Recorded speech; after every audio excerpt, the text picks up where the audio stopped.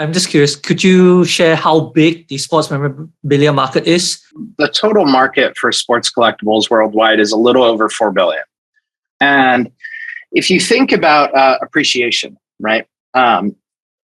So the Lou Gehrig Babe Ruth baseball that was signed by both of them and has this amazing story that goes with it.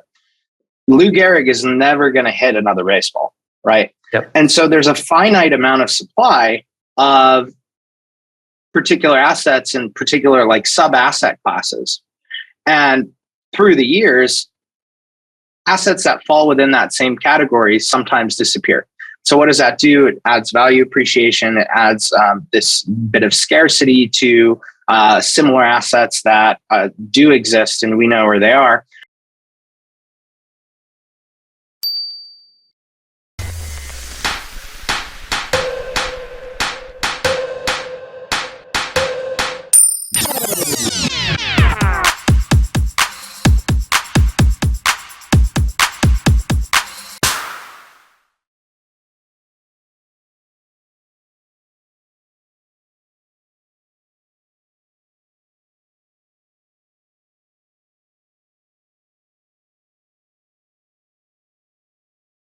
Hello, everyone. My name is Ben, and as usual, I am the host for today's podcast.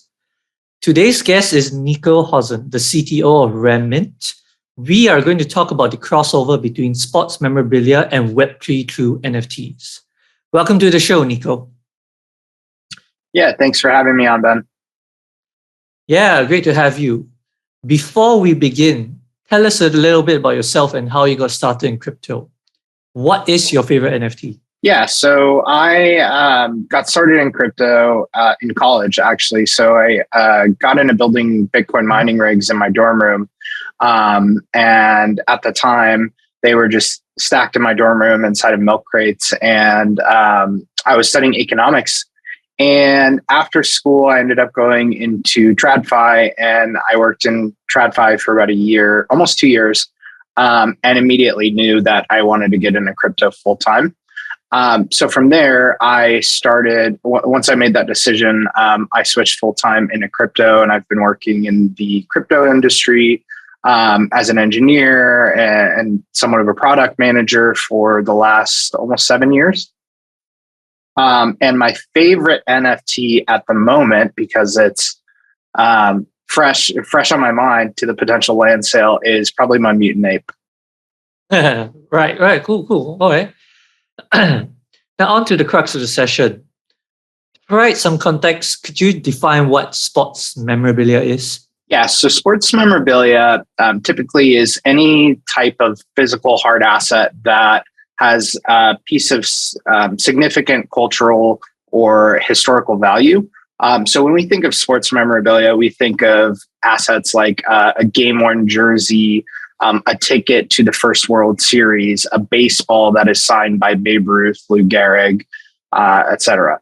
And it's very important to know that the assets that we define as true sports collectibles span many different sports, right? A lot of times we think about, football, basketball, baseball, when in reality, the market is everything from cricket to bass fishing to esports. And so it's very important for us to kind of cast that wide net and understand that there's a market to address in each one of those individual sports. I'm curious, does this include unrelated sports items and equipment that is related to the user? So for example, I can think of Michael Jordan using his own plate. Would that count as sports memorabilia? Or is it more like it has to be his basketball? I think it's, that's a funny example. I think it's closer defined as to an asset that was used while the athlete was playing the sport, right? Although you do have interesting parallels with Michael Jordan as an example, right? Has his own shoe line, as we all know. And so there are very unique pieces from his shoe line as he released more shoes throughout the years. So the different numbers of the retro Jordans, there are some very unique first pairs of those that are signed by Michael Jordan. And we do generally loop that in with sports memorabilia and collectibles as a whole, because those are highly desirable assets. Yeah. So from what I'm getting, there's no hard and fast rule, but it is pretty much anything that anyone will want, basically. If there's a collector value involved, more likely be regarded as sports memorabilia. Yeah. I think probably the safer generalization is collectibles at the end of the day. Mm-hmm. So anything that's collectible, as you said, that anybody attributes value to, we like to play around with. Cool. And how do NFTs come into play, for this whole thing? And what is Raremint's role in this regard? Yeah. So if you think about the history of sports collectibles, traditionally they're very difficult to purchase. They're very difficult to sell. They're very difficult to transport. Anytime you buy a game-worn Michael Jordan jersey from 1989, 1990 season, and you transport that asset, there's a high risk of damage or theft or you name it of that asset. And so if you take a use case like NFTs, what we do in our approach to that problem is we actually vault the asset for you. And so every NFT that we produce is backed by the physical asset that's stored in our vault. And so what that does is it eliminates that risk when you're moving the asset, and it makes that asset instantly available to a global market. Okay, that's really cool. Are all these backed by one-ones? Do you, for example, fractionalize the assets as well? Yeah, so we are working on fractionalization in Q2 of this year, and we will be putting out some really special high-value pieces that will go up and be available for fractionalized offering. Right. So I think a lot of viewers will be more familiar with the more mainstream sports-related platforms in crypto, such as Sorare and Top Shot. Could you elaborate? Is there any collaborations or crossovers between sports memorabilia on these platforms and, for example, on Raremint? Yeah, so I think this comes up in conversation with us a lot, and we view ourselves as very complementary to what Top Shot and Sorare offer. And the reason for that is the collectibles market traditionally is very difficult to navigate. It's built on a lot of long-standing relationships and trust. And assets that haven't been seen in 20 years are very difficult to get out of a collection and make available to the general public. And so through the relationships that we have, we're able to actually pull out some really special pieces that nobody has potentially seen in the last 20, 30 years. And when we do drops like that, and you look at kind of the digital only offerings on Top Shot and Sorare, we view that as a collaboration potential, because we could have a piece from an athlete that's very, very special, and they could be doing a digital drop, and there could be some really interesting synergies there. We are working on partnerships with purely digital NFT providers. And the way that we are approaching it is just as I mentioned, we are complementary with the actual physical asset, and they provide the digital only experience. You mentioned earlier about drops. I'm curious, how often do NFT drops occur? And what is participant rate like in terms of buyers and sellers? Yeah. So we launched about a month ago, and we launched with 4 assets that we call our Genesis assets. Our plan moving forward is to have an asset drop every week. And so next week, we will have a collection of 4 assets dropping at the same time. They'll focus around baseball assets. And so moving forward, we're experimenting with different assets. Depending on what sport is in season, we might do baseball, we might do soccer the following week. Because we are so new, we're very much in a learning phase and trying to understand our audience and understand what assets they want to see on the platform. And as we learn and as we grow, we will get better on nailing down, okay, next week we're going to drop Pele asset, just throwing names out there, right? So far, our engagement has been pretty good. We've seen 2 of our highest value assets sell, the ultra rare one of ones. We have done a drop on eBay with Probstein, one, two, three. Probstein is the highest grossing sports collectible store on eBay. And we did a partnership drop with Probstein about a week ago, and we sold a pair of Steph Curry shoes. That partnership and those type of sales funnels are things that we're experimenting with to try and bring more users to the platform. If you think about kind of the current traditional sports collectors market, they're not necessarily the same demographic as the Web3 NFT crowd. And so there's a huge educational piece that is very, very important to the core of our business.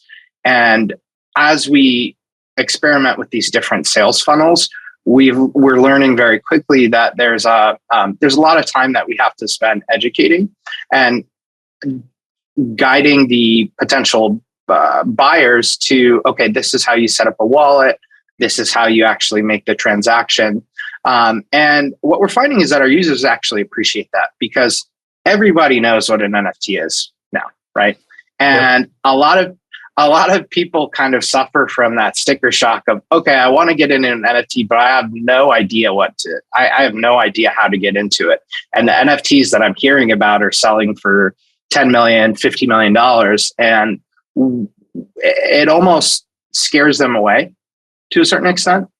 And so education, coming back to the education piece, it's very, very much important for us to spend that extra bit of time right now, making sure our UX is smooth, making sure we put out quality content on Medium, on Twitter, so that we help guide potential users and help grow the platform. Yeah, I would think that the kind of demographics that participate in sports collectibles are generally the older generation, if I'm not mistaken. Really, or am I completely off course? And you know, so I think traditionally it has been, but so this idea actually came about during the start of the pandemic, and I'll quickly tell the story. But my co-founder and I were sitting at home, and we were all in lockdown, and we got really into Pokemon and sports card collecting. And Pokemon resonate with me very much because as a child, I would go to the store and I would buy the newest Pokemon booster pack, and I would come home and I would play with my friends. Same here. Yeah. Yeah. And so a couple of times when I ordered cards off of eBay, they showed up to my house and they showed up either damaged or they were fake or you name it, right? And so we sat down and I said, hey, Brett, who's my co-founder, I said, hey, there's a better way to do this. Let's see if we can build something around this. And so that's how we got to Raremint. And when we first started with this idea, we started doing user interviews, and we interviewed everyone, from the 20 range to 20 to 40, even 45, I believe. And we noticed that there was a significant uptick in interest of Gen Z and early millennials that really, really had spent a lot of time and invested a lot of money and energy into learning about sports cards, learning about sports collectibles, learning about Pokemon. And that's kind of when the light clicked and we said, okay, well, there is some crossover there because the millennial crowd is very much the largest purchasing group of NFTs at the moment. And that's when we were like, okay, this is what we're going to build, right? So to answer your question, the physical sports collector, I think, is skewed a little bit towards the older side, a little bit more mature. But the millennial and Gen Z are catching up extremely fast, right? And when you think about this, I have a niece, right? And she's 5. And, 10, 15 years from now, when she's hanging out in her favorite metaverse, she's not going to walk into the metaverse with her Apple stock and show her friends and say, hey guys, look at my Apple stock, right? Yeah. No, she's going to be spending her money on alternative assets, assets that she likes and she understands. And she's going to walk in with her favorite female FIFA player's jersey on and showcase that to all of her friends. And so we're trying to get ahead of that. And totally get it. I mean, it's inevitable, right? That's why we're all here. Yeah. Could you tell me then, since Raremint's inception, what is the biggest or most exciting sale you've seen yet? Yeah, so definitely our Art Basel Michael Jordan jersey sale. So we in December of last year went to Art Basel and presented at one of the NFT showcase events. And my co-founder was running around with this Michael Jordan NFT, and they were trying to get it set up on the screen. And then as they were at the event, they realized, oh, everyone else has a QR code and they're selling their NFT at this event. And we didn't think about that when we got there, right? Because we're still in prototype phase. And so they very quickly ran to Kinko's down the street, printed out a QR code, and said, okay, we're going to sell this jersey. We're going to try to sell this jersey at this event. And as soon as they got back and put the price up, no less than 5 minutes later, somebody walked up and said, I'll take it. And so that jersey sold for 23 ETH back in December. And that has by far been the largest purchase. Wow. So one of the things I keep hearing is that all these are physically backed assets, but can Raremint owners actually redeem their corresponding physically backed asset? Yeah. So we have a redemption page on our site, and if you own a one-of-one ultra rare NFT, you will go in and you'll fill out the redemption form with the token ID and your shipping details. A member from our team will personally reach out and contact you and organize the insured delivery of the asset to you at your home or wherever you want it delivered. The asset will be fully insured from our vault all the way to your home or your delivery location. And once we get that request, we'll ask you to send us the NFT so we can burn it. Yeah, this is what I was thinking, right? Because if they actually get it, they might lose control of the NFT. They might do some manipulation here and there. So they will actually have to burn your NFT. Yeah, 100%. The only way for us to keep that physical to digital link is by burning the NFT. Assuming they do not decide to redeem it, can they leave it in your vault indefinitely? Yeah. So the vaulting of the actual NFT. So whoever owns the NFT is technically the owner of the asset in our vault. And the KYC process for us does not come in until the redemption has been requested. So you're free to trade the asset on OpenSea or LooksRare, pick a secondary market, right? We don't restrict that at all. If you do decide, hey, I realize there's additional value layers because this asset is in NFT form, and you want to keep it in our vault, we have a royalty fee that's baked into our collection. So every secondary market sale of one of our assets does have a royalty fee associated with that, and that's how we pay for vaulting and insurance. There's another thing that's been on my mind because this whole NFT thing, right? The whole movement behind it is always about adoption rate. And I think one of the biggest barriers to entry in NFT world is intangibility. Now, Raremint's model relies on NFTs that are backed by physical assets. How do you address the acceptance gap for collectors who, they don't really care about NFTs at all. They just want the asset itself. Could you, for example, would they want to skip the NFT process entirely and just buy the asset directly from you guys? Or, I'm sure there are people like that. Yeah. So that goes back to the educational component, right? If you take this asset we use the Lou Gehrig baseball, for example, right? Traditionally, that you would buy that asset, you'd spend $65,000 on that asset, and it would sit on your desk and your office collecting dust, right? Maybe someone comes in your office and you show it off a couple times a year, et cetera. When you turn this asset into an NFT, you open up and unlock additional value layers for that asset, actually able to turn it into a productive asset.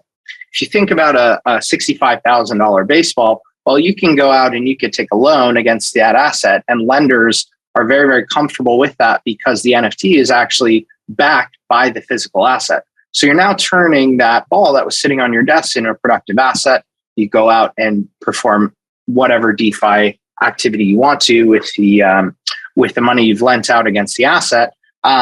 In addition to that, there's exclusive pieces of content that are surrounding some of the assets that we have.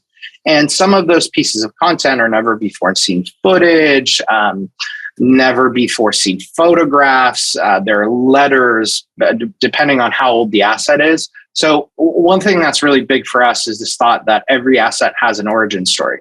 And if you think about in the entire history of sports and of competitive sports, athletes really only started making money in the last 20, 30 years, right? A lot of athletes, after they were done playing, they would go to their job.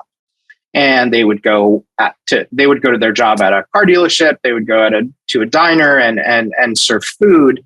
And so all of these unique, extremely old pieces that we have really important stories that go along with the actual asset.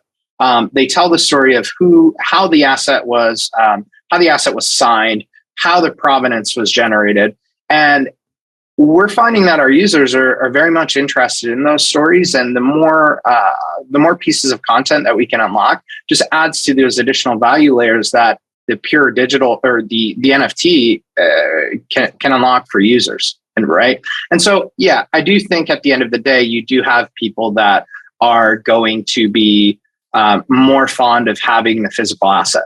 And that's fine. You have that. I mean, that's a problem in crypto in general, right? But our approach is that the easier the experience that we can offer, and the more education that we can provide, the more and more conversions we're going to have over the years. You earlier mentioned that the sports memorabilia market is huge. There's a niche for every sports industry as well, and I think Raremint now is kind of focused on the American side of sports, but there's a whole category out there. I'm just curious, could you share how big the sports memorabilia market is? Whether just for whatever maybe just might be the American side, and could you share some of the characteristics? I think you already talked about liquidity. That's very hard to find and sell. But what about other factors like value appreciation and risk? So the total market for sports collectibles worldwide is a little over 4 billion. And if you think about appreciation, right? So the Lou Gehrig Babe Ruth baseball that was signed by both of them and has this amazing story that goes with it. Lou Gehrig is never going to hit another baseball, right? Yep. And so there's a finite amount of supply of particular assets and particular like sub-asset classes. And through the years, assets that fall within that same category sometimes disappear. So what does that do? It adds value appreciation. It adds this bit of scarcity to similar assets that do exist, and we know where they are. And one always interesting thing that I thought from the beginning of Raremint was, well, we do have these assets in a vault, but what if the vault, I don't know, what if there's an earthquake and the vault collapses and all of the assets are destroyed, which our vault is pretty much earthquake proof. So maybe that's not a good example, but what I'm saying is what happens if that asset gets lost or destroyed? Well, then the actual NFT, the digital copy, is the only proof that that asset ever existed. And so that's really interesting to think about. Risk associated with the sports collectible market, I think traditionally sports collectibles have been a safe bet, especially throughout the last couple of years. We've seen significant increases in the value of everything from sports cards to game-worn jerseys to photo match signed shoes. And I don't think that's going anywhere. Again, our belief is that the Gen Z and the millennials, they value authenticity and they value scarcity very much. And if we continue to produce assets and mint assets that check off all those criteria boxes, then the assets are going to steadily appreciate.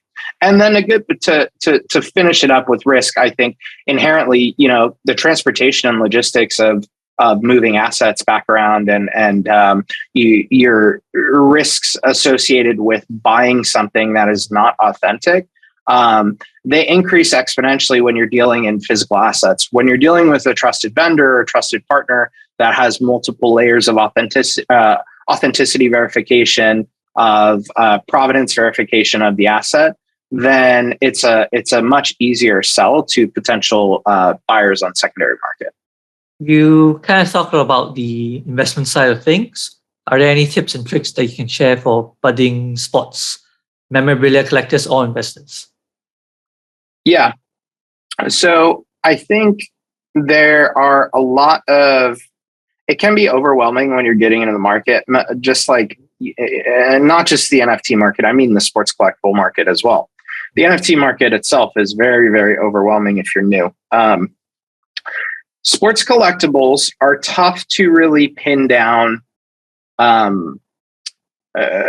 tough to pin down like a future appreciation rate. And so it's kind of tough to figure out, okay, what's going to be a good buy now and when can I exit that position, right? What I will say is a lot of, going back to the demographic that we believe to have the purchasing power and actually be the ones purchasing, we're finding that a lot of current relevant athletes, right? Think you're Patrick Mahomes, think you're Tom Brady, or athletes that are recently retired, right? Drew Brees. Assets from those athletes and that age range of athletes tend to do a little bit better. And also, if you are just entering the space, it's a really good shot to buy up and coming rookies. So whether that be sports cards, whether that be jerseys, anyone that has just recently entered the league or is about to enter the league, you're going to have a really good chance at a moonshot if you play your cards right on those two kind of athlete classes. And I assume you also have to be a sports enthusiast. Yeah. You have to know. You have to be in the know a bit. So yeah. Right. To round off the session, what are Raremint's plans for 2022? Yeah. So we just published our public roadmap. We're working on fractionalization at two big topics for SQ2 are fractionalization of NFTs and financialization of NFTs. So think lending, think DeFi applications. So we're very aggressively trying to work towards those two goals during this quarter. We will have a token sale coming in Q3 of this year. We'll share more details of that as we get closer to Q3. We're also working on a metaverse wearable airdrop. So we're partnering with a couple metaverse projects where if you own a jersey or a pair of shoes, for example, you'll be able to get an airdrop of those assets as a wearable so that your avatar can wear them around. And we are also going to start doing this concept of a mystery drop. And so in the up and coming weeks, we'll publish some more information about that. And that's going to be a very, very exciting drop. We are expanding into additional asset classes. So you will start to see, you will continue to see sports. You'll start to see other collectible asset classes, comics, rare books, rare wines, anything that we find to be a valuable collectible. And we believe there's a market for, we're going to start dropping very soon. Right, sounds great. Before we end the session, is there anything you'd like to share or anything that you want to address to our audience? I would just like to drop Raremint socials. And well, first of all, I'd like to thank you for having me on. This has been a great chat. No problem. Join our community, join our Discord, Discord/Raremint. And our Twitter is Raremint_NFT. We would love to have you guys in. Our DMs are always open. We love chatting sports and NFTs in general. And we do have some fun Twitter spaces with some giveaways. So be sure to check those out as well. All right. Thank you for coming on, Niko. Great to have you. Thank you so much. It was great to be on. For the latest crypto prices, visit our website. If you haven't already, make sure to subscribe to our YouTube channel to keep up to date on the latest crypto trends.